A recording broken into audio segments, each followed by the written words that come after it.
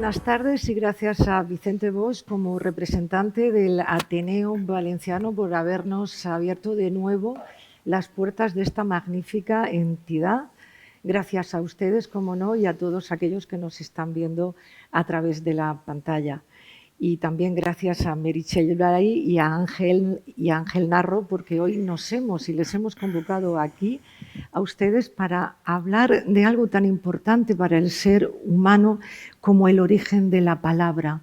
¿Por qué hablamos y por qué contamos cosas? Y por qué lo que nos humaniza precisamente es este acto, es este hecho de poner en práctica el habla.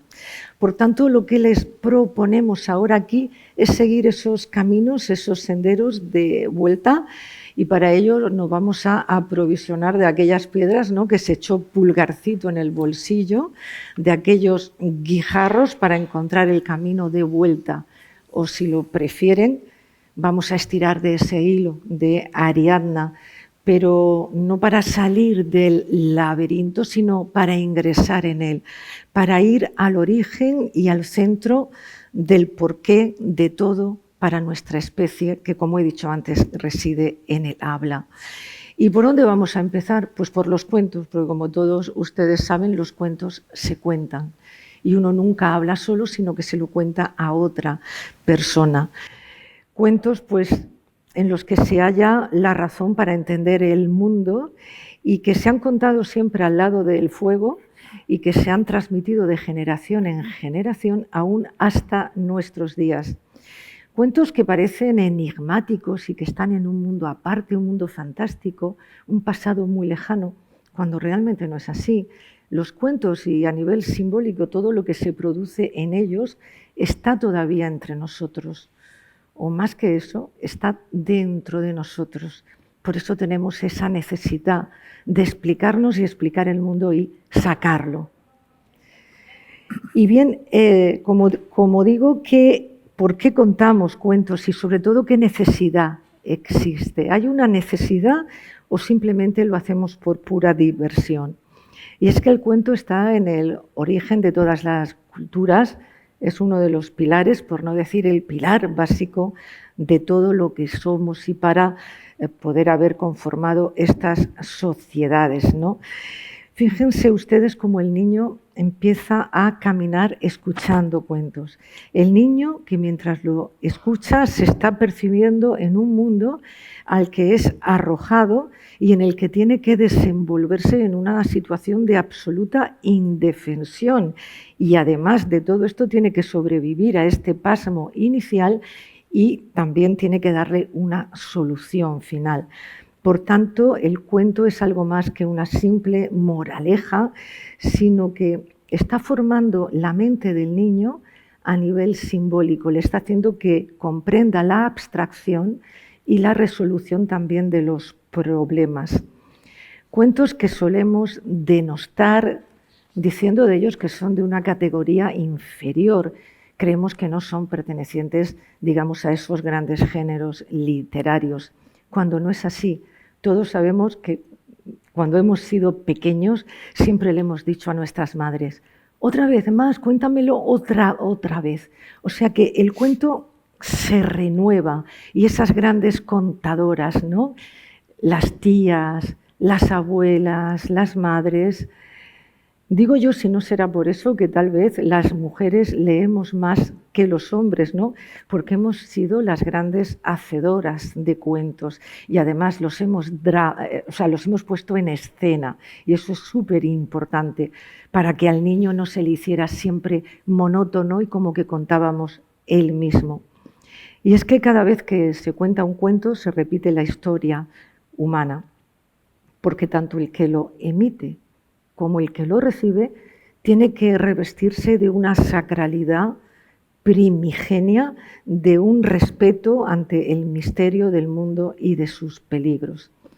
Y porque contar es pensar el mundo, ¿no?, pensarlo de una manera. Y también se dice esta típica frase que cuando cuentas algo no solo cuentas al otro, sino que tienes que contar con el otro. Y para eso estamos aquí acompañados hoy con Ángel Narro. Buenas tardes, Ángel. Buenas tardes. Profesor de Filología Griega y especialista en literatura de los primeros cristianos a través de sus publicaciones en Editorial de Remata, de la que también es el director, con títulos como Nombres para tu bebé, inspirados en la antigua Grecia, Tecla de Iconio, el culto a las santas y a los santos en la antigüedad tardía y en la época bizantina. Ángel, como experto en el cristianismo primitivo, ¿eran muy cuentistas los primeros cristianos? Pues yo diría que sí. Como todos en las sociedades antiguas, también usaban los cuentos para intentar transmitir conocimiento, su propia sabiduría, y además hay que tener en cuenta que la etiqueta de cristiano, que relacionamos obviamente con una cuestión religiosa, es muy heterogénea. Entre los primeros cristianos había gente que pertenecía, digamos, a un espectro cultural judío y que por lo tanto estaban familiarizados con todos los cuentos que ya habían aparecido en el Antiguo Testamento, en lo que hoy llamaríamos el Antiguo Testamento, pero también había muchos grecorromanos que estaban acostumbrados y habituados a esos elementos que aparecen también en los mitos y los cuentos que relacionamos con la Grecia clásica o la Grecia antigua. O sea que tal vez exageraron un poco el cristianismo, ¿es lo que quieres decir con esto? No, simplemente que para ellos era familiar también el contar cuentos, el servirse de ellos, y de hecho solo hay que pensar que, por ejemplo, parte de la doctrina que se transmite en el cristianismo tiene forma de cuento, las célebres parábolas que utiliza Jesús para explicar su propia forma de ver el mundo a sus discípulos, tienen esa forma precisamente. Cierto. Y aunque nos hayan dicho siempre y la prudencia nos aconseje pensar antes que hablar a este respecto, ¿qué piensas tú que fue antes, la palabra o el pensamiento? Pues yo tengo una respuesta muy clara para eso y es el pensamiento. Y claro, tenemos en griego tenemos un problema con la traducción de este término, que es el término logos, ¿no? Que utilizamos como una especie de comodín para todo, para el pensamiento y también para la palabra. Pero, claro, cuando en el Evangelio de Juan aparece en arjé, en logos, en el principio fue la palabra, ahí sí que parece que fue la palabra porque, digamos, tiene una entidad divina. A través de la palabra, Dios crea y dispone, como aparece en el relato del Génesis. Pero a nivel humano, ¿dónde nace la palabra? Nace en el pensamiento. El logos como palabra es simplemente la capacidad que tenemos de poder materializar eso con sonidos, nuestro pensamiento a través de sonidos, y según Aristóteles era eso precisamente lo que nos diferencia a los animales. Por supuesto. Y la palabra y su poder de creación, ¿no? Y todas estas cosas. Entonces, al hilo de lo que has dicho, lo que siempre se nos ha inculcado, esa diferencia entre mito y logos, ¿no es tal ya o sí?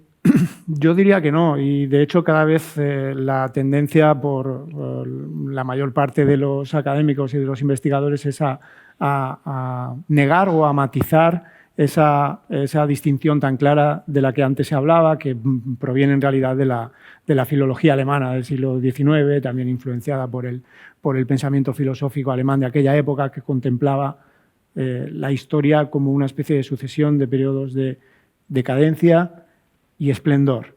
La época arcaica griega, caracterizada por el mitos, por lo que ellos llaman el mitos, el pensamiento mítico, era una época de decadencia que después daba paso a una época de esplendor, que era aquella caracterizada por el logos, el paso de la filosofía presocrática a la filosofía socrática y al gran esplendor que se vivió en la Atenas del siglo V a.C. Hoy en día esta distinción se percibe de otra manera y sabemos que, por ejemplo, tanto mitos como logos se utilizan de manera indistinta en textos como los poemas homéricos y que pueden tener significados muy cercanos entre ellos. Cierto. Muy bien, y es que los cuentos y los mitos de todas las culturas viven y aún están bulliendo, hirviendo en esa gran olla en ese gran caldero ancestral de las pócimas, donde siguen revolviéndose los mismos tópicos, los motivos que dan estructura a estos relatos míticos. Meritxell Blay, buenas tardes. Hola. Meritxell Blay, filóloga clásica y escritora, porque de todo eso tú das buena cuenta, Meritxell, en tus recientes publicaciones Mitos griegos, El origen de todo y La Odisea para jóvenes, ambos en Editorial Inuk. ¿Por qué aún y todavía Grecia? ¿Por qué explicar a la infancia actual aquellos mitos? ¿Qué valor tiene? Pues buenas tardes a todos. Respecto a esta pregunta, Juana, que me planteas, lo primero que debo recordar a todos es que Grecia es el origen de la literatura europea. La primera literatura de nuestra civilización empezó en Grecia y empezó de manera oral, no escrita, transmitiéndose de padres a hijos, o mejor dicho, de madres a hijos. Enlazando un poco con lo que estábamos diciendo sobre la importancia del papel de la mujer en la transmisión oral.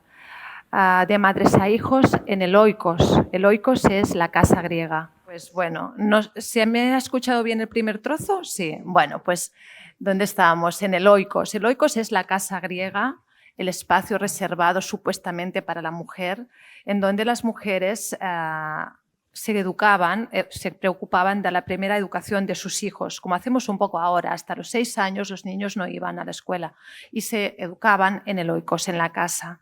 Allí las mujeres utilizaron o se escogió esa forma que era el mito, lo que tú decías, Ángel, el mitos, no el logos, ¿no? Las mujeres explicaban a los niños, a la gente de la ciudad y también del campo, cómo se construyó el mundo. En este verbo que tú has dicho, logos, viene del verbo lego, que en griego significa construir y, por tanto, hablar. Seguro que ustedes recuerdan el juego del Lego que juegan los niños, ¿no? Que van construyendo, pues de esta forma se construye la palabra, con las palabras se construye el mundo. Construimos el mundo a través del logos. Pero las mujeres en los hogares y también en la filosofía, como veremos después en Platón, se utilizó a la vez el mito y el logos.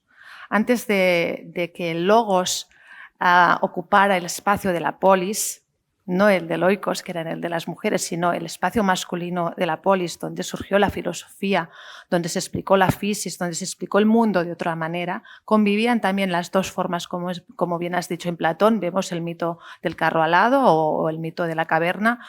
Por tanto, los filósofos también utilizan el mito para explicar el mundo a través del logos. O sea, que esta distinción, este paso, ¿no?, que los alemanes llamaron el paso del mito al logos, ¿no?, en cierto modo no se produjo del todo y siempre se utilizaron las dos versiones de la construcción del mundo, ¿no? Esa filosofía que hemos dicho que utilizó el mito y también el logos para sus explicaciones y esa siempre relación de las dos maneras de contar el mundo, a través del mito y a través del logos. Y aunque parezca mentira, yo creo que el mito continúa presente hoy día y encaja, fíjate, perfectamente en una sociedad como la nuestra, que es tan visual, que es tan plástica, en que la palabra ya no es tan importante como la imagen, como el sonido, ¿no? Lo vemos en el éxito de plataformas como TikTok, como Instagram, en que los jóvenes se sienten atraídos por la imagen, por el sonido, por el cuento, también por el mito, ¿no? Así que yo creo que sí, que el mito continúa operativo, continúa cumpliendo su función, quizás con otros medios, pero con el mismo fin. Y yo lo he comprobado porque en los libros que escribo para jóvenes, en que he adaptado los mitos griegos y también la versión de la Odisea, veo que el relato del mito continúa teniendo esa fuerza y que continúa atrapando a los jóvenes. Los jóvenes se continúan ilusionando y apasionando por la figura de Ulises, de sus viajes, los héroes, ¿no? Y quizás no hace falta mucho. El mito continúa vigente, continúa activo y solo hace falta quizás cambiar un poco el vocabulario, adaptarlo un poco a nuestros días sin cambiar el cuento, sin mirarlo con una mirada actual y cambiar el final o juzgar con una mirada actual al personaje de la antigüedad, pero yo creo que continúa teniendo vigencia y que continúa funcionando perfectamente en nuestro mundo tan científico, ese mito griego. Por tanto, sí, tenemos que seguir explicando a nuestros hijos mitos. Cierto, y cuando Opero habla de las saladas palabras, ¿no? Al hilo de lo que has dicho, palabras de ida y vuelta, porque el valor que la palabra tiene es que viaja. Es interesante cuando en la Ilíada dice esto, ¿no? Sí, fíjate que la primera literatura era cantada, era recitada y se confiaba toda a la memoria. Por eso se invocaba la musa, ¿no? Porque todo lo decían, lo cantaban de memoria. Y así la palabra hablada tenía el mismo valor que después tendrían para nosotros la palabra escrita. La palabra hablada lo era todo, ¿no? La importancia de la palabra. Te doy mi palabra, ¿no? Eso sí tenía un significado. Mucho más tarde, después ya se pondría por escrito todo esto que los rapsodas, que eran, ahora vamos a explicar qué era un rapsoda, explicaban en las plazas, en los palacios de los pueblos de Grecia. Un rapsoda significa, o viene de la palabra griega raptein, rapdos, también todavía hoy en griego moderno, que significa coser. Por tanto, un rapsoda lo que hacía era unir los versos cantados como quien cose una tela, haciendo volar las palabras y componiendo cantos, que más tarde ya se convertirían en capítulos y serían ordenados por los gramáticos de la Biblioteca de Alejandría y se pondrían en forma de libros o papiros, ¿no?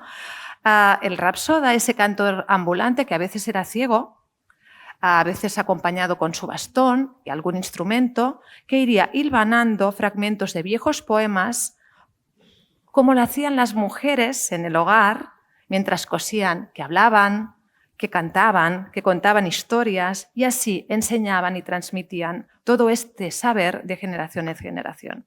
Mujeres tejedoras de palabras, como las llama Irene Vallejo, y que no sabían quizás ni escribir ni leer, pero que eran mujeres sabias y que transmitían ese gran saber de generación en generación.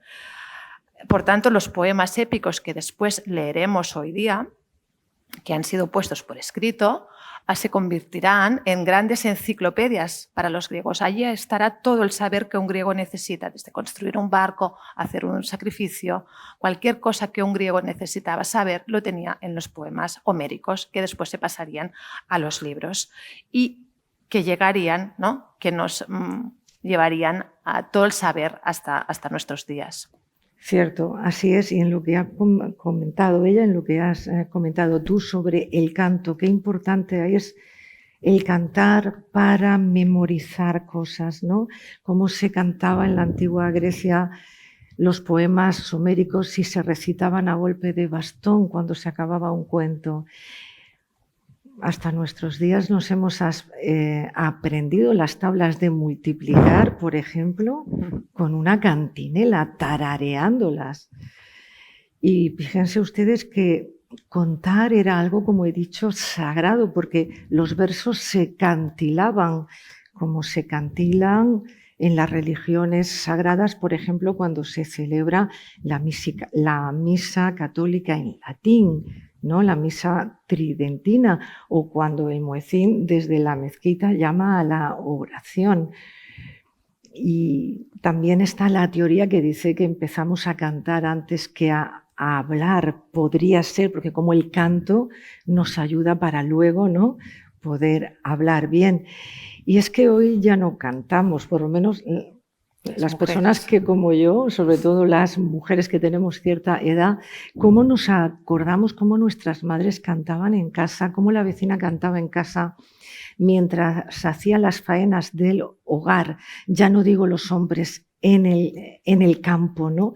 Y cómo todo eso ha sido también, está por escrito en los romances medievales españoles, en las coplas de ciegos renacentistas, en los pliegos del cordel castellano recitados en las plazas, en las aucas catalanas, acompañadas de viñetas que luego fueron las precursoras, ¿no?, de lo que hoy en día serían los tebeos, los cómics. Y es que eran unos hechos que se contaban, que eran terribles, pero que se cantilaban, se contaban con un tarareo, todo, y que lo que contaban era algo tremebundo, horribles transgresiones que nos espantaban antes y aún en nuestros días, pero transgresiones y grandes tabúes que estaban en Grecia ya, ¿no? Sí, bueno, los primeros rapsodas lo que cantaban eran los hechos de la guerra de Troya, básicamente, y los retornos de todos los héroes a sus casas, sobre todo los poemas de Odiseo, la Odisea, pero sobre todo también eso, las guerras y los cómo volvieron todos a sus casas, ¿no? Pero esos tabúes de que habla el mito, de que habla el cuento, ¿no? Nos hablan sobre todo porque el mito nos habla de la condición humana, ¿no? Y de los peligros y tabúes del hombre. Porque tenemos que convivir en una sociedad que tiene un imaginario común, ¿no? Estos tabúes podrían ser, por ejemplo, el asesinato entre hermanos, el robo, ¿no? O, por ejemplo, estoy pensando quizás en el más fuerte de todos, que es el incesto. El incesto que desde el minuto cero está en la creación del mundo, porque fíjense ustedes que vemos que las parejas de dioses son hermanos, vemos las primeras generaciones, Urano y Gea, después Cronos y Rea y finalmente Zeus y Hera, generaciones de hermanos que se unen para crear el mundo, ¿no? Es un tema que hoy en día se evita. Hoy en día los cuentos ya no pueden hablar de según qué temas, ¿no? Las cosas horrorosas se tapan, se camuflan, pero en el mito no. En el mito vemos que desde el principio pues hay estas uniones entre hermanos y no eran las únicas civilizaciones que utilizaron el incesto divino para la creación del mundo. Esto lo vemos en los egipcios también, que se casaban entre ellos.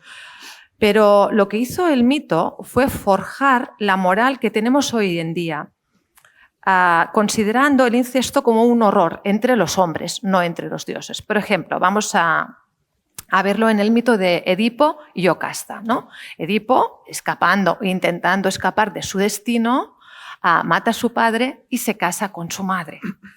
Cuando se da cuenta, Edipo se arranca los ojos porque no puede soportar el dolor de ver lo que ha hecho, que haya sido con su propia madre y ha tenido hijos con ella, ¿no? Ese horror subyace en el mito y lo vemos, por ejemplo, en nuestro día cómo continúa siendo inmoral el incesto y cómo en el Código Penal son agravantes de delito el hecho del asesinato o la violación interfamiliar. Por tanto, subyace el temor del incesto, ¿no? Que lo hemos aprendido en el mito, ¿no?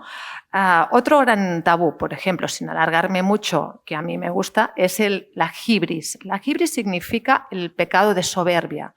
Los griegos tienen una palabra para aquel que se cree superior a los dioses, o que quiere igualar a un dios, o que quiere ser mejor que un dios, o hacer cosas que los dioses no pueden, que los hombres no pueden hacer, ¿no?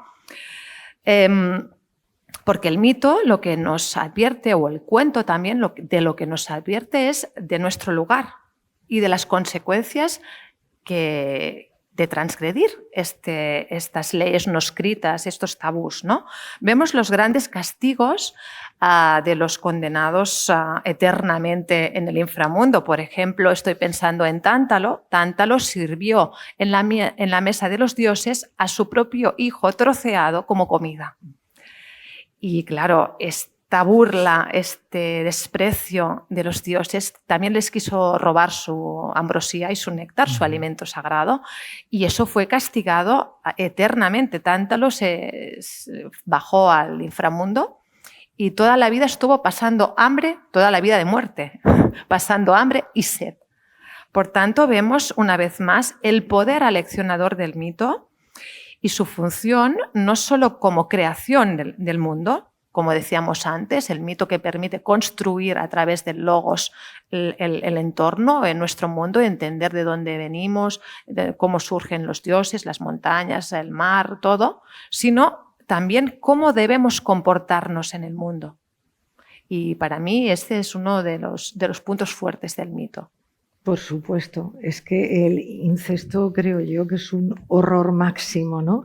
Y de esto en la Biblia también se nos habla, ¿no, Ángel? Sí, en el Antiguo Testamento concretamente aparece también la cuestión del incesto en el caso de las hijas de Lot que emborrachan al padre, tienen relaciones con él y a partir de ahí tendrán descendencia también, y eso se entiende obviamente desde el punto de vista del tabú, que está muy presente también en otros casos, y lo vemos también que opera a dos niveles, podríamos decir. Uno que tiene que ver más con lo humano y con este tipo de relaciones familiares, que también se observa, por ejemplo, en otro ejemplo del Antiguo Testamento con el celebérrimo caso de Caín y Abel, que siempre además se utiliza esta expresión para definirlo como duelo fratricida, ¿no?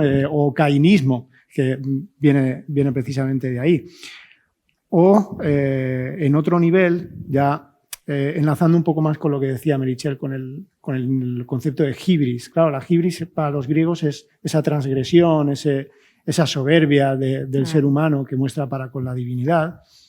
En el cristianismo, y ya pasando un poco del Antiguo Testamento al Nuevo Testamento, no tiene tanto que ver con ese concepto de ponerse a la altura de Dios, que obviamente eso se paga y de qué manera. Tenemos ejemplos en el Antiguo Testamento, ¿no? Con toda esta cuestión de los ídolos y demás, sino en los límites de la fe, ¿no? Hasta dónde llega la fe y hasta dónde llega el sacrificio que un hombre, un ser humano, está dispuesto a hacer. Tenemos el caso del sacrificio de Isaac, por ejemplo, en el Antiguo Testamento, pero en el Nuevo Testamento también encontramos alguna escena simbólica con esta cuestión de la fe y hasta dónde el ser humano está dispuesto a creer, con la figura de Tomás, que es aquel que tiene que meter el dedo en la llaga para poder creer en la resurrección de su propio maestro y de aquel a quien en principio había estado siguiendo durante toda su vida.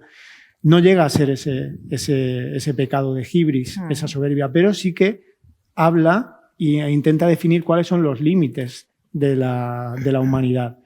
Y lo que exige, obviamente, la divinidad en este caso es una fe ciega, que es otro concepto que también se utiliza de manera muy recurrente cuando hablamos de religiones y cuando hablamos de pensamiento espiritual y demás. Así es, gracias. Pero bueno, también tenemos que abordar un poco la parte de la antropología y de la anatomía humana, cómo se produce en nosotros el don del habla a partir de los órganos, ¿no? Esta capacidad comunicativa a este nivel tan extenso que tenemos los hombres y los animales no pueden tener. Porque piensen ustedes, a lo mejor están ustedes pensando en los chimpancés, también fue en lo primero que yo pensé, pero es que ellos carecen prácticamente de faringe. La faringe es un órgano clave para nuestro lenguaje articulado y que también es única, porque tiene un orificio común para la tráquea y para el esófago, es decir, para el paso de aire y para el paso de comida. Por eso nuestras madres nos decían siempre, cállate y no hables mientras comes, que te puedes ahogar.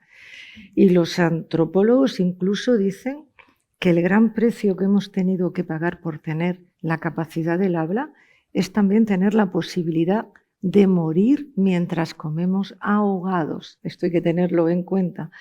Además de ello, tenemos una lengua mucho más gruesa y flexible que nos da posibilidad de articularla, ¿no? Y una lengua que está en ángulo recto con la garganta. Esto también es importante. Se calcula que comenzamos a hablar hace unos 4 o 5 millones de años.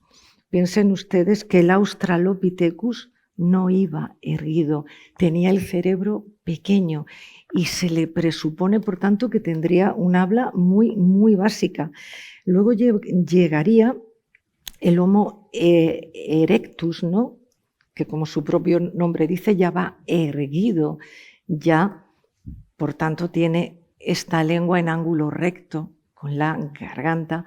El hecho de colocarte ante el mundo así, otear el horizonte y verlo, crea en el hombre la necesidad de nombrarlo y con matices. Esto es muy importante. Por tanto, nos erguimos y surge la voz. Observen también como el niño que aún no camina, precisamente por ir todavía encogido, no tiene esta capacidad de habla. Y al mismo tiempo que empieza a dar sus primeros pasos, está también desarrollándose en él el habla, ¿no? Y por tanto esos balbuceos que los niños emiten nos podrían remitir, haciendo un ejercicio de imaginación, a cómo hablaríamos antes, ¿no? Nosotros o nuestros antepasados cuando no teníamos esta capacidad de ir rectos. Y hay una cosa muy interesante, porque los antropólogos han visto que los huesecillos del tímpano de nuestros antepasados presentan las mismas deformaciones que presentaría hoy en día un tímpano nuestro. Con lo cual quiere decir que percibirían ya palabras y sonidos de los del otro grupo que estaban al lado de ellos. Fíjense ustedes qué curioso. El oído dicen que es lo último que se pierde antes de partir de este mundo. Y también dicen que la voz de un ser querido es lo primero que olvidamos cuando este ser querido ya no está entre nosotros. Por tanto, hay una relación muy potente entre la trascendencia y el habla. Y por eso hemos dicho e insistimos en que es lo que nos humaniza. Y bueno, y sobre todo la oralidad que nace en torno al fuego, como he dicho antes, ¿no? Cuando se pueden contar cuentos. Porque antes de Adán y Eva, nosotros estábamos en los árboles. No teníamos esperanza de vida, no pensábamos en hablar, pensábamos solo en huir y ponernos a salvo de fieras, de insectos que eran mucho más grandes que los que hay hoy. Teníamos que huir. Cuando el fuego nace, nos da calma. En torno a él contamos cosas, tenemos más tranquilidad para decir y comentar la cacería que en grupo hemos hecho ese día y planear la del día siguiente. En cierto modo, hoy, al calor de la mesa o de la sobremesa, pues seguimos contando historias y nos dejamos atrapar por ese fuego, ¿no? Del café, de los licores, si no nos dejamos atrapar por ese otro fuego, entre comillas, que desprenden también las pantallas de los teléfonos móviles, ¿no? Y es que quizás este diálogo, esta escucha atenta y respetuosa por lo que el otro dice, se está hoy en día sustituyendo por la comunicación de masas. Ya no existe el arte de la conversación, o al menos se está perdiendo, y lo poco que existe no tiene nada que ver con el arte de la conversación que había antes, porque el cuento y la conversación nos obligaba a reservar ese momento sagrado para comunicarte con el otro, esa reverencia atávica para esa especie de adentrarnos en ese momento, en ese espacio mágico entre tú y la otra persona. Y por eso tenemos que aprender de los griegos muchos, ¿no? Lo digo en cuanto al arte de conversar, ¿no? Ellos fueron grandes pioneros en todo esto.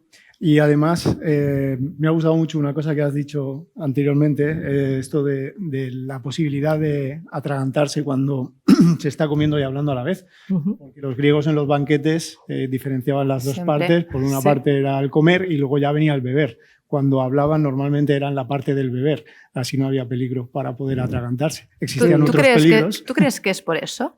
¿Lo sabían? Pues no sé si lo sabían o no, pero... Porque el otro día lo diferencié en una conferencia y dije, sí, primero iba el deimnon, que era la comida, ¿no? Y después el symposium, que era la bebida, ¿no? Y siempre se hacía por separado. ¿Pero crees que realmente se habían fijado...? ¿Quién sabe? Te lo tendremos que estudiar esto, Ángel. Pero puede haber una razón, porque claro, muchas veces el motivo para una costumbre como esta, porque al final acaba convirtiéndose en una costumbre, en un acto social, quizá tenga diferentes causas, y una causa podría ser esta, quizá. No, se me había acabado de ocurrir al hilo de lo que comentabas. Pero claro, los griegos hacían esto de beber en el simposio, en lo que se llama, que llamamos simposio o banquete también, como por ejemplo el caso más paradigmático es el banquete platónico, y ahí se deleitaban efectivamente al calor del vino, que era el elemento principal que solían beber en esas sobremesas. Un vino de alta graduación, el clásico vino que hoy diríamos de garrafón, probablemente picado, de quizá por encima de los 16-17 grados, o sea, un vino que ya está más cerca de un licor que de otra cosa. Y en esa situación era cuando los hombres de la aristocracia ateniense, que eran los que participaban en este tipo de encuentros, efectivamente conversaban, cada uno proponía su propio discurso, como aparece en este caso, y además se servían del mito también. En este banquete platónico, por ejemplo, aparece el cómico Aristófanes, que es el encargado de hacer una especie de elogio al dios Eros, en el que transmite esa imagen del andrógino, una especie de seres monstruosos, humanos, que existieron antes de esta distinción de géneros hombre-mujer y que al ser cortados por orden de Zeus por haber intentado asaltar los cielos, hace que esas dos partes se vayan buscando eternamente en lo que hoy en día utilizamos esa metáfora de la media naranja. Ese tipo de historias, de mitos, de cuentos circulaban en la antigua Grecia y eran muy habituales en las sobremesas. El banquete de Platón es simplemente un ejemplo, pero tenemos muchos más también en la literatura griega antigua. Sí, cierto, ¿no? Qué importante, porque por lo que acabas de decir tú, parece ser que ellos diferenciaban muy bien ahora como y luego bebo. O sea que cuidado con eso de quedar a comer con algún amigo, lo digo porque ahora vienen fiestas y esto, mejor será charlar al calor del vino, que eso es otra cosa ya. Bien, y estos diálogos de los que ha comentado Ángel y los cuentos nos hacían, como he dicho, repensar el mundo y ese universo mítico, ¿no?, en los que sin duda existían los dioses, porque creamos o no en ellos, ¿ustedes creen que podemos vivir sin los dioses o al menos sin la experiencia de lo divino? Sin la experiencia de lo mágico tan presente en los cuentos. Y es que ese ámbito de la magia, de la indefinición, del no poder saber qué pasa, pero de sentir que está pasando realmente algo, nos lleva a ese momento antes del tiempo en donde no había cómputo aún y los dioses están luchando por ordenar el mundo y ofrecérnoslo tal cual vemos que es hoy. El mismo origen del ser humano es per se mítico ya. Adán y Eva, pensemos en la etimología hebrea del nombre de Adán, un ser de sangre y tierra. La tierra, la arcilla, el fango, el modelaje de algo no tan presentes en los orígenes. Meritxell. Sí, bueno, ahora cuando estábamos hablando del mito del andrógino, ¿no? Tenemos que recordar que Prometeo fue el encargado de moldear del fango a los hombres, a los primeros hombres. Y bueno, yo hago una broma en mi adaptación que primero le digo, dice Zeus a Prometeo, ¿cómo los has moldeado? Si son redondos y así no van a poder caminar, ¿no? Y hago una broma a estos míticos seres redondos de los que hablaba la filosofía y no el mito, ¿no? Hablaba de estas partes que tenían las cuatro patas, las cuatro manos, ¿no? Los dos sexos. Pero bueno, volviendo a Prometeo, él los modeló desde el fango. Y tú también habías dicho, Juana, si tenían algo de divino, ¿no? Zeus les dio el aliento divino, ¿no? El soplo divino, el espíritu.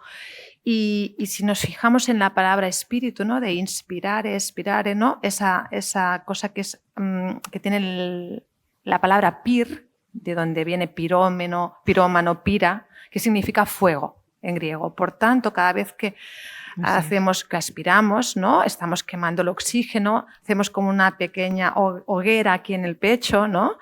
Y ya no hablar que cuando nos morimos, ¿no? Estamos fríos, ya no hay el calor en el cuerpo, no hay nada, ¿no? Y ya no me voy a poner a hablar del Espíritu Santo porque es un tema que no domino, ¿no? Pero sí ese aliento vital, ese fuego que Zeus da a esas criaturas de barro que después, a diferencia de los animales, no solo hablarán y tendrán la faringe que hablaba Juana, sino que además se pondrán erguidos para alzar la cabeza y contemplar y adorar a los dioses, ¿no? Esto también es importante. Por eso necesitamos los dioses necesitan a los hombres para que los adoren, para que los admiren desde abajo de la tierra, porque ellos nacen de la tierra, están en la tierra y los dioses están en los cielos, ¿no? Bueno, y también volviendo a otros mitos iguales entre lo que explica Ángel y lo que explico yo, pues también en Grecia tenemos el mito del diluvio. También hay un castigo, Zeus castiga a Prometeo porque ha robado el fuego, ese fuego civilizador que tú hablas, que nos da la palabra, que nos da el hablar en el contexto de la casa, ¿no? Zeus castiga a Prometeo, todos lo vemos en esa imagen tan semejante a Jesucristo que está, ¿no? Con los brazos así en cruz, atado al Cáucaso con las cadenas que reconstruye Festo y el águila devorando su hígado, ¿no? Una imagen que yo creo que bebe mucho después la imagen de Jesús también en la cruz, ¿no? Porque, bueno, ahí me pongo en cosas que no me tocan, pero bueno, a mí me recuerda mucho, ¿no? Ese castigo no solo es el castigo a Prometeo, sino que también es el castigo a la humanidad. Y solo se salvan una pareja de personas, que son Deucalión y Pirra. Deucalión, que era hijo de Prometeo, y Pirra, que era hija de Epimeteo, el hermano de Prometeo, con Pandora, la primera mujer. Y recordar que la primera mujer ya es la encargada de abrir la caja de Pandora, ¿no? Que se llama, o esa jarra o ¿no? Esa caja de novia, de donde salieron ya todos los males. Por tanto, esa pareja que conocía ya la muerte, que conocía las desgracias, ¿no? El diluvio, la pena, pero también conocía la vida y también conocía la esperanza, ¿no? Esa pareja divina humana, van a salvarse del diluvio. Y de esa primera pareja van a salir toda la generación de los nuevos hombres en la tierra después del diluvio, que van a nacer de la tierra también, porque el oráculo dice que tienen que tirar para atrás los huesos de la madre tierra. Y Deucalión y Pirra no entienden el oráculo, porque claro, los oráculos cuestan de entender, ¿no? Y después empiezan a tirar las piedras atrás, y de las piedras que tira Pirra van a salir las mujeres y de las que tira Deucalión los hombres. Y así van a nacer esa raza de hombres duros como piedras, ¿no? Bueno, ya vemos que hay muchas semejanzas en el mito, ¿no? En los mitos de las dos cosas que estamos hablando hoy, de tanto la cultura griega como la cristiana o la católica. Así es. Y luego esa necesidad que tenemos de contarlo todo, ¿no? Recuerden ustedes cómo hacía tiempo, no sé si se sigue haciendo, nuestras parejas de amigos que venían de viaje de novios hacían una fiesta para enseñarnos todas las fotos que habían hecho durante su viaje y contarnos cómo lo habían pasado. Y es que el ser humano y el viaje está muy presente también en los cuentos, el ser humano y esa necesidad de salir a buscar algo y luego contar esa búsqueda. Y aquí está el gran relato de viajes, el viaje como un gran motivo también mítico, ¿no? Fíjense ustedes cómo en la Edad Media se sale en busca del Grial. Don Quijote y Sancho, sus viajes por toda Castilla, salen en realidad en busca de sí mismos, porque cuando vuelven a la aldea son ya otros. No digamos los viajes de Simbad, de Gulliver y los españoles en busca del dorado allende los mares, ¿no? Porque ¿qué otro dorado también existe o se pretende alcanzar en el mundo griego, Meritxell? Bueno, pues los primeros que surcaron los mares fueron los griegos, y, bueno, los egipcios, pero en nuestra cultura pues fueron los griegos. Y fueron unos hombres que hemos llamado los argonautas, que iban en búsqueda, ¿no? En la búsqueda del vellocino de oro, ese dorado griego, ¿no? Ese fue el primer viaje. Jasón, que fue el encargado consiguió la ayuda de Argos. Argos era hijo de Frixos y, siguiendo el consejo de Atenea, construyeron una poderosa nave con 50 remos y la llamaron Argo. De ahí los argonautas, ¿no? Los marineros del Argo. El primer barco griego, Atena le puso un trozo de madera del roble de Dodona, donde estaba el santuario, en que sabemos que, por la oralidad, que los árboles de este santuario hablaban. El remor de las hojas susurraban palabras y tenían la capacidad de hablar. Pues de este tronco, ¿no? De este tronco se construyó el barco, ese primer barco que también tenía esa capacidad de hablar. ¿Y dónde fueron? Pues fueron a la Cólquida. Él reunió a todos los hombres más fuertes de Grecia, entre los cuales iba Heracles, ¿no? O Hércules, como lo conocemos en el nombre romano, también pues, los Dioscuros o Orfeo, el célebre cantor que bajó a los infiernos a buscar a Eurídice, ¿no? Y se dirigieron a la Cólquida, que en la antigua geografía sería ese mítico país al lado de las orillas del Mar Negro, actualmente en Georgia, y que era donde se custodiaba el vellocino de oro. Ahí estaba custodiado esa piel que quien la tuviera tendría prosperidad en su país, custodiado por un dragón que tuvieron que matar, ayudados por Medea, ¿no? Que les facilitó a través de Jasón y su gran enamoramiento, pues el viaje de vuelta con el vellocino, ¿no?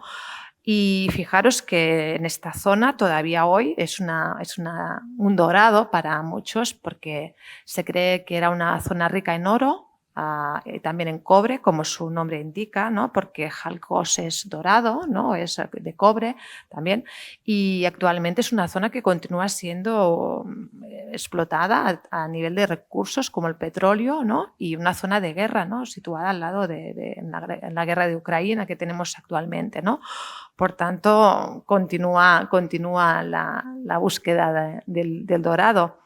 Y otro viajero así muy rápido, que sería quizás el más famoso, quizá más que Jasón, que fue el primero, sería Odiseo, ¿no? Y su célebre vuelta a casa tras 10 años de guerra y 10 años más surcando el mar Mediterráneo a su Ítaca natal, ¿no? Al lado de su mujer Penélope y su hijo Telémaco, ¿no? Que daría lugar a esa gran epopeya, la Odisea, que nos entronca con el principio de la charla, donde hablábamos de la oralidad, de los poemas épicos, ¿no? Y también aquí el mito, cómo el mito construye el espacio y la geografía de todo el mundo griego, no solo el mundo en sí, los dioses, la relación entre las personas, sino también toda la geografía, ¿no? Así es que hay que salir y contar lo que te ha pasado, ¿no? Como también salieron los apóstoles, ¿no? Ellos salieron a contar lo que les había pasado. Efectivamente. Sí, y además es que los relatos que conservamos hoy en día acerca de la primera expansión del cristianismo, con estos hechos de los apóstoles, los canónicos y también los apócrifos, que fundamentalmente son 5, tienen el motivo del viaje como uno de los ejes centrales de toda esta narración. Primero por una razón histórica, y es que el cristianismo necesita el viaje para expandirse, obviamente. El cristianismo nace en la región de Palestina y a partir de ahí tiene que expandirse hacia el resto de zonas bajo el dominio del Imperio Romano, pero también más allá. Segundo, hay una razón también, digamos, literaria en la época y tiene que ver también con la manera de contar estas narraciones. En la época imperial, en el siglo I, siglo II de nuestra era, que es cuando surgen estos relatos acerca de los viajes de los apóstoles, que además se crean en retrospectiva, es decir, son relatos míticos creados siglos después de la época que están narrando, utilizan recursos que son propios de la novela griega, un género literario que se había puesto de moda justamente en esta época imperial. Era una novela que tenía un corte, digamos, más amoroso. Los temas principales eran amorosos, por lo tanto no estaba relacionado con la fe, ni con la piedad, ni con todas estas cuestiones que aparecen en los hechos apócrifos de los apóstoles. Pero sí que, digamos, el instrumento era el mismo, la estructura era la misma y el viaje era un motivo central, porque recurrían precisamente, esto prácticamente todos los investigadores están de acuerdo, a la estructura que aparece en el relato de la Odisea, en ese viaje de Odiseo por el mar, regresando a Ítaca y todas esas aventuras que a él le suceden. Claro, a estos apóstoles les suceden también cosas fuera de lo común. Ellos mismos son capaces de realizar milagros, pero hay otros milagros y otras situaciones prodigiosas, digamos, que se dan en sus diferentes viajes por intervención divina, sin ellos esperarlo en un principio. Por lo tanto, están retomando todos esos elementos narrativos que tienen que ver con el viaje, con las aventuras, con los raptos, con situaciones que provocan ciertos equívocos, con animales que obedecen las órdenes del apóstol o que ayudan y colaboran con ellos en su predicación y que pues bueno, eran propios de este tipo de narraciones, de cuentos, de mitos y también de la novela y por supuesto de la trama odiseica. Cierto, sí, y lo importante que es aquí lo de la palabra, ¿no? Llevar el evangelos, la buena nueva, ¿no? Esto sí que es importante. Y en este sentido no podemos olvidarnos de las hadas, ¿no? Estas realidades daimónicas de la mitología céltica, que como he dicho antes, podemos o no creer en ellas, pero no estamos del todo seguros que no existan. Que nos advertían cosas, que eran como intermediarios entre lo divino con mayúsculas y la tierra. Entonces había que hablar aquí sobre el origen de la palabra hada, ¿no? De ahí viene lo fatídico, el fatum, ¿no? Que proviene del latín, que no tiene por qué ser malo. Nosotros lo asociamos como a un hecho luctuoso, pero no tiene por qué ser así. Lo fatídico era la suerte, que podía ser buena o podía ser mala. Por tanto, el hada te traía noticias. Y es que la palabra hada proviene del verbo griego femí, porque la F inicial pasa a H, que significa hablar, de donde viene la palabra fonética. De ahí que el infante sea el niño que todavía no habla, ¿no? Y de ahí viene también lo feérico que se dice, ¿no? Que es el tratamiento de todos estos personajes que salen en la mitología céltica. Y luego es muy curiosa la etimología que tiene el verbo castellano hablar, que viene del latín fabulare, que daría abulare y posteriormente nuestro hablar, fabular. O sea que cuando hablamos, exageramos, fabulamos y contamos. Nadie cuenta dos cosas de la misma forma, aunque les haya pasado lo mismo. Como digo, historias tal vez que, pues bueno, hubieran sido un poco exageradas, tal vez como hemos hablado, ¿no?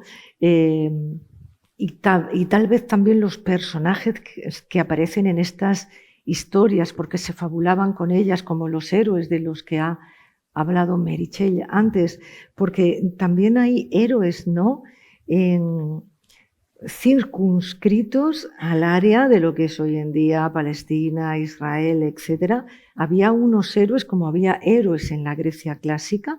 ¿Qué héroes había en esa zona? Bueno, en toda esta zona, si hablamos del judaísmo, dentro del Antiguo Testamento tenemos una serie de héroes en cuyas biografías encontramos descripciones clásicas acerca de cómo estos personajes son tocados por la divinidad. Un caso paradigmático puede ser Moisés. Moisés salvado de las aguas y después llamado a liderar el pueblo de Israel y a guiarlo por el desierto. También tenemos el caso de los profetas. Por ejemplo, pues, no sé si tienen en la cabeza la clásica imagen del profeta Daniel. Normalmente suele ser representado con dos leones a los lados que muestran una actitud sumisa, dócil, con este personaje obviamente contradiciendo ese carácter absolutamente salvaje y feroz que deberían tener con un ser humano. Y estos héroes, estos primeros héroes en los que también podíamos englobar, por ejemplo, podíamos hablar del rey David y demás, esas características que ostentan después son heredadas por personajes del cristianismo primitivo como los mártires, que yo creo que casan mejor con esa categoría de héroe, porque primero sacrifican su propia vida por la religión, son líderes comunitarios, digamos, y son ejemplos para su propio pueblo, para su propia comunidad, porque aquí sí que nace el concepto de comunidad. Y además es que en muchos casos también tienen propiedades extraordinarias, ¿no? Los mártires cristianos eran capaces de, según ciertos relatos, obviamente, de pasar noches enteras ayunando, soportan toda una serie de torturas que el común de los mortales no sería capaz de soportar cuando son martirizados en la arena a la vista de todo el público que presencia estos espectáculos. Pero son capaces de resistir y son incluso asistidos por entidades divinas como los ángeles, que también están a medio camino, ¿no? entre lo humano y lo divino. Y, por último, cuando se narra su muerte, se narra siempre en términos absolutamente heroicos. Prácticamente la muerte de un mártir solo se produce si la divinidad da el beneplácito. Hay escenas bastante paradigmáticas en algunos martirios, en los que simplemente se afirma que se entrega el espíritu cuando hay una voz divina que aparece y dice ahora es cuando puedes entregar tu espíritu. Y claro, es la apoteosis de la glorificación y remitiendo también a toda una serie de elementos heroicos que estarían también en la antigüedad griega y en otras tradiciones antiguas. Efectivamente, así es. Bueno, vamos a tener que ir finalizando ya de todo esto que les estábamos contando y seguro que se nos han quedado muchas cosas en el tintero. Siempre hay en los cuentos fórmulas de apertura y de cierre. Érase una vez, pero ¿dónde? ¿En qué tiempo? En un lugar eterno y siempre válido, indeterminado a la vez que inquietante.